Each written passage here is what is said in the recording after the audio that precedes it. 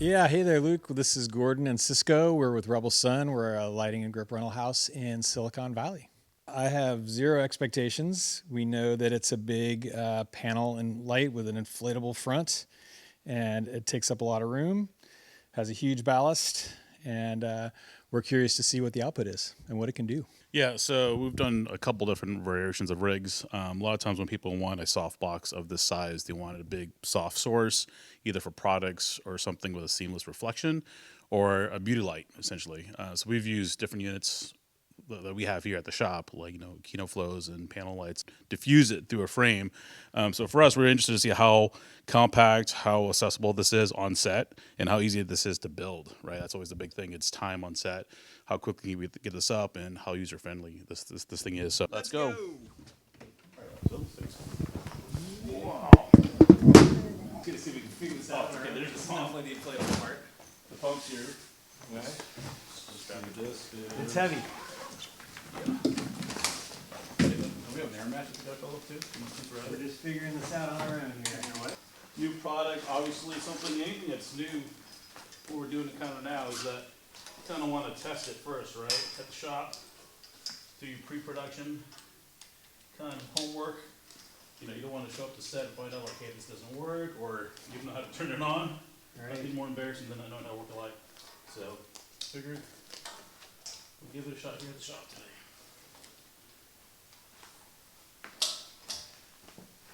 I guess we could just do it in apple boxes too. Yeah, that would help. Four-cornered on apple boxes.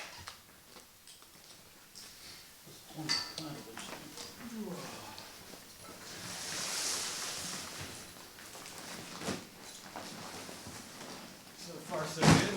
What's our time? Not that we're trying to rush into this. Well, I mean, once we figure it out the first time, Alright, so this is the side that goes down. and then we'll take it apart and do it again. Time yourself, see how quick we And can. does it matter where so there's the cable for the light. Good point. Does it matter where the So inflatable? wherever you want the cable to come out. How about this? We do this side, Gordon? Do this side and just pull tight that way. Yeah.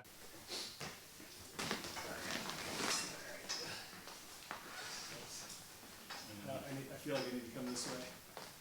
Also. Yeah. Okay, that'll work.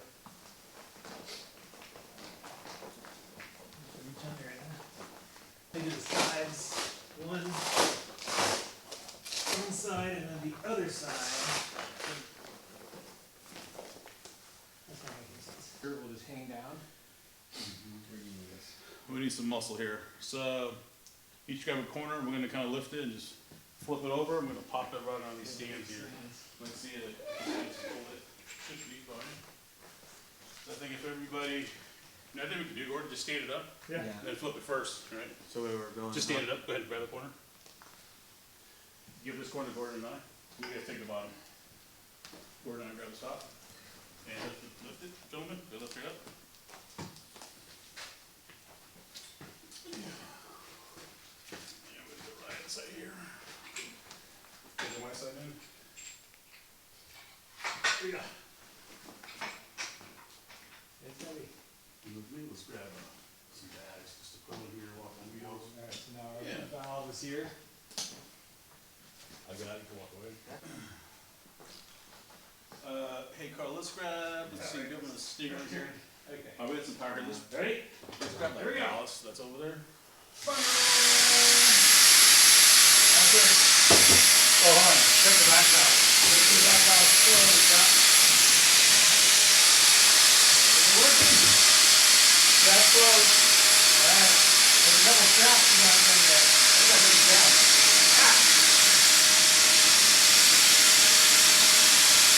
Put the valve column right here. Plug it in.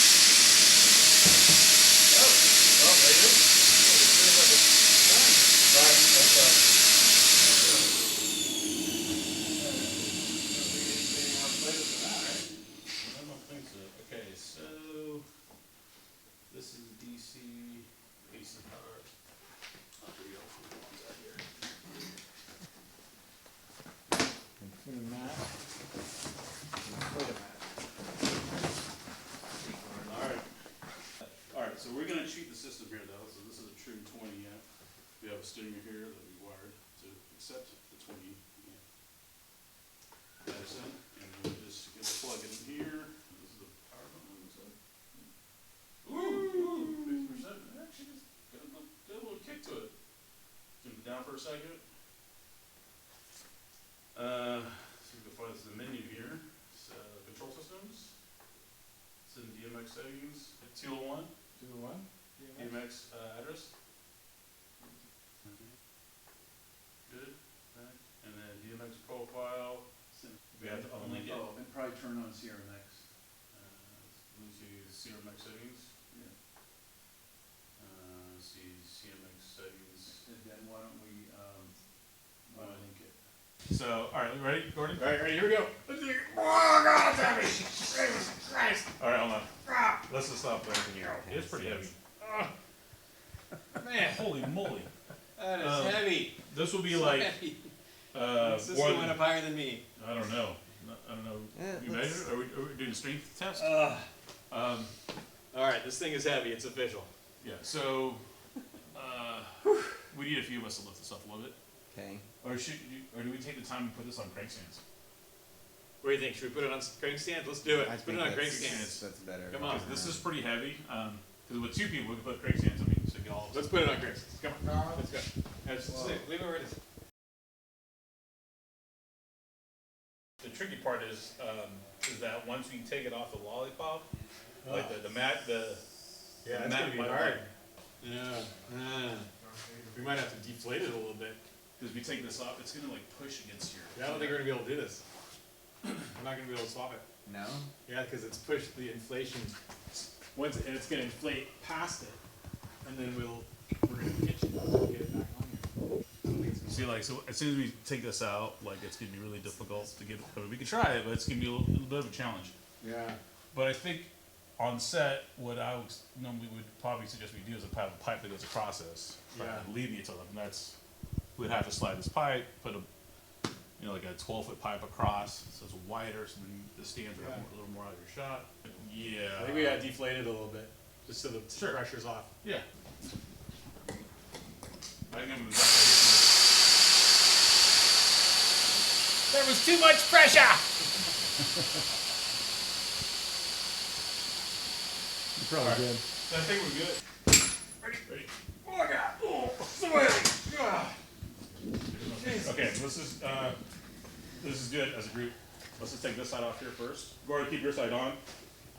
Alright. I'm just gonna slide this under. Hey, Carl. Oh, I see. Yeah. Yeah, come on this side, Carl. Okay, gotta have rentals ready. All right.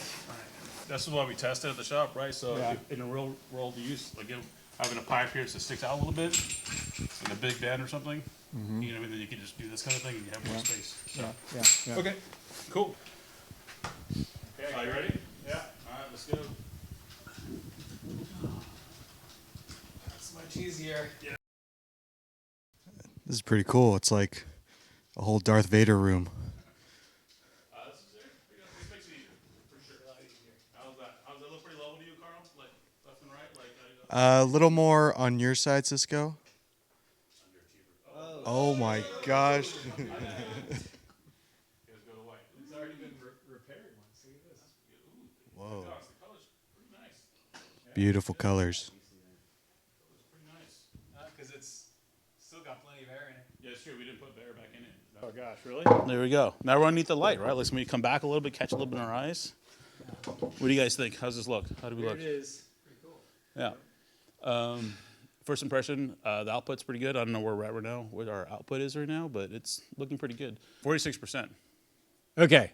Initial impressions, it's pretty nice. It didn't take all that long to set up. I thought it was going to take longer. The rigging of it, we would need to come up with a slightly better solution, which we think we have, because as you inflate it, it pushes up against the lollipop, which then makes it hard to loosen the lollipop to tilt it if you need to do that. I can see this would be nice hanging off of a grid in a studio.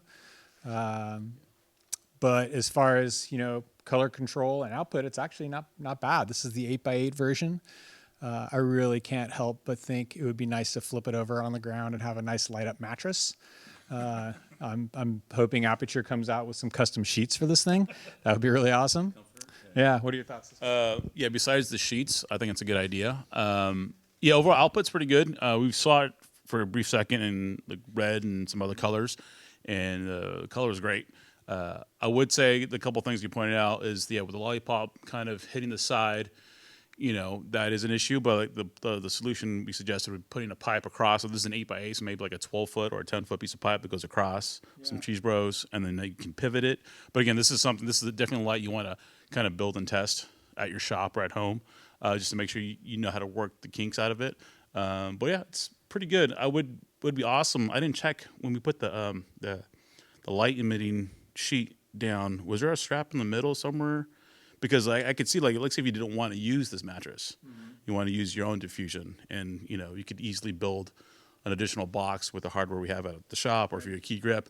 But if there's a way that there's a pipe that goes down the middle to keep it from sagging, because what's holding the LEDs in place is the mattress itself. When we had it on there, we didn't actually bring it up in the air with just the light mat on there, so we don't actually know how rigid that is. But Yeah. it seemed like it was okay. The straps do pull it tight. I can imagine the 20 by would need something more. Yeah. But I think that would be an easy solution. And I noticed that each mat separates too. There's Velcro holding the mat. It did? So we just took the mattress off. Yeah. Right. So one we talked about, Gordon and I talked about, is like, hey, what does this look like just with the panels themselves? I mean, right now we're like 30%. This is pretty good. So, and another thing I also noticed too. Let's go ahead and give this a little slight angle and tilt. I mean, look at this. There's a nice big panel light right here. Use it for a background shot, but also notice that these look like these come off, like in sections.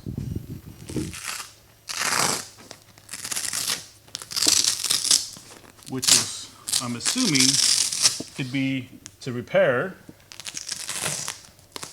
I wonder if they make a harness where you could just, have these individually be used. I'm going to carefully do this.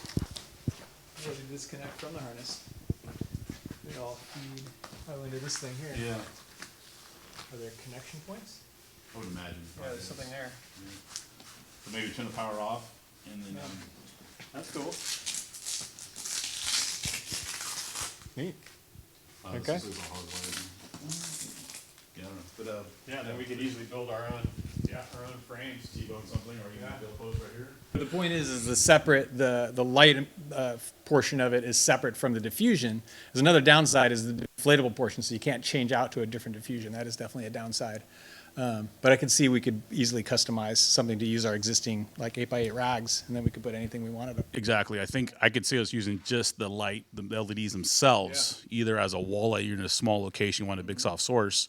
If you had a single source light, like a 2400 in an 8x frame, you'd have to be pretty far away to fill that. But you have this guy in a goalpost right against against the wall, and take what a foot of real estate. That's pretty impressive. So I think with our background and the gear we have here at the shop, we could easily modify this because yes, it is nice to have a quick setup with the mattress diffusion, but as most cinematographers and gaffers might want to have other options for diffusion, and then obviously if you add more diffusion to it, you just take the intensity down. So that is one slightly drawback, but I mean, another drawback weight wise, you saw that we're kind of struggling. Heavy. Yeah, it's very heavy. Yeah. It was some weight, so we decided to forego the traditional combo stands and went with some panel stands, have a little crank on it to help us lift it up in the air a little easier. So it is a little heavy, so this is probably something you probably would want to have a crew, this wouldn't be a one-man, not a one-person definitely not a one-man, yeah, exactly. But, Well, unless you use it as a mattress, then you just leave it on the floor. that's the thing I want to do. I've never had a light up mattress. It would be awesome at Burning Man. How's your rapping skills game? Can you do a rap? I don't know if I can do a rap.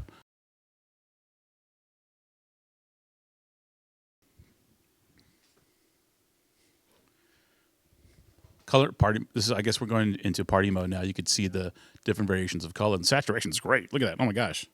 And we're only at what 40%? Where are we at in the 40%? And usually when you want color, you don't want to be cranking it up and blows out the camera. But this looks great. What are your thoughts on this? Good color output. Yeah, it's it's an impressive light. It does a lot. It has a lot of functionality. I don't know how many applications we would use personally for this kind of color options overhead, but it's good to know that it has it. All right, we're going to take out the low end dimming on this. That's always tricky with LEDs here. Take a look here.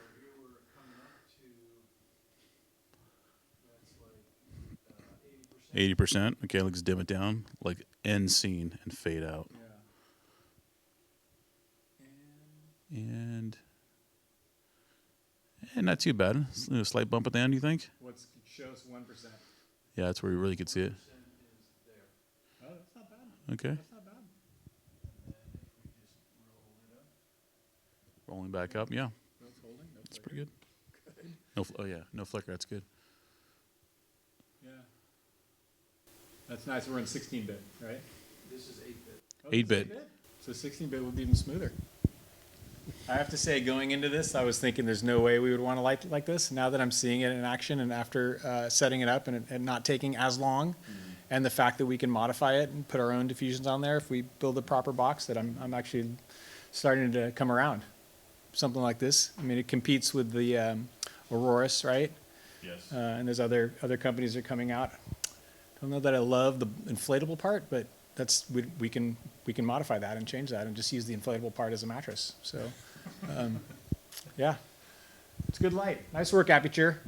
Yeah, I think, like you said, just minus the weight is one thing, right? The way to mount this on a frame is not, again, these are downsides, but they're not like killers of the light, right? You could also just build an 8 foot 6 inch frame. That would Sure, make it, yeah, give it a little more real estate. Yeah, totally. To make the frame bigger, exactly. But yeah, other than that, pretty bright. I'll be honest, pretty bright, and I love the color. So we might have to come up with some more creative solutions to use color. We gotta sell our clients on it. Yeah, color. All right, so next time you guys want to come to Rebel Sun, all your lights want to be RGB, right? You want color, right? Justify us getting this new light.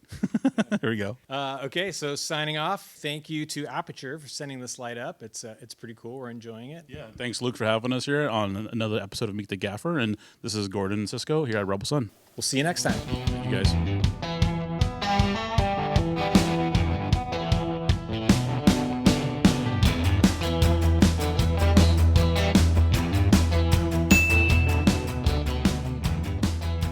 If you're still here, let me tell you about the first 2 attempts to demo the Infinimat. The shipping cases were too large for me to receive at my house, plus I was working, so Rebel Sun was kind enough to receive the shipment and store the cases. I picked the unit up from them and drove to a job that Alan Steinheimer and Ernie Kunze were working at Meets the Eye Studios that just happens to be in my hometown. We put some of the pieces together outside and then brought them inside to the green screen set. We basically used the Infinimat as a fill above camera. I taped a stand-up bit with Alan, but screwed up the audio. The controller's menu was not fully functional, but worked well enough to get what we needed. In this use case, we also put on the control grid, which does a good job of corralling the light. It happened to be my birthday, so when I came back to pick up the unit at the end of the job, the crew sang and shared a cake. So sweet. Then Shane Lewis and I agreed to meet at Flash Studios in South San Francisco. He brought Chris Galdez's Lightgear Auroras, and I brought the Infinimat and a Nanlux Dyno 1200C. The Auroras is a 10x10, in dimension and comes with its own lightweight truss. Chris's also comes with a lot of different diffusions tailor-made for the 10x10 size, and the diffusion includes black sides to keep all the light contained. We added a cross pipe for easier rigging. And we put the word out to the Bay Area Gaffer community that we were going to be doing this, and quite a few people showed up. It was wonderful. I mean, the fact that the stage had an open slot and just allowed us to, work for a few hours, try to demo something, is a really nice gift to the community. Then we put together the Infinimat and also added a cross pipe to the 8x8 frame to keep the stand rigging away from the unit. we encountered more issues with the firmware. So I made some Hail Mary calls to Aputure, but they were not able to swing an update in such a short time frame. It was really wishful thinking on my part, believing that the firmware could be turned around so quickly. So I should have put off the demo. Sometimes you get rewarded, sometimes you don't.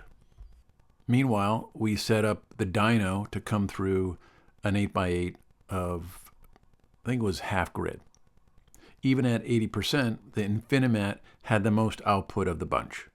We just weren't able to do a proper comparison with the unit we had available. So my plan had been to walk through the tunnel of light to see and feel the similarities and differences, and then end up at the psych wall where we had the Nanlux Evoke 900C set up with a 45-degree intensifier on the left and the Aputure Storm 1000C set up with a 45-degree intensifier on the right. We found that HSI numbers and XY do not necessarily line up across different brands, but we could match the colors pretty well to eye, which worked out for the photo. And in the end, the opportunity to meet up with other gaffers and grips and talk shop is its own reward, and well worth the time we spent together.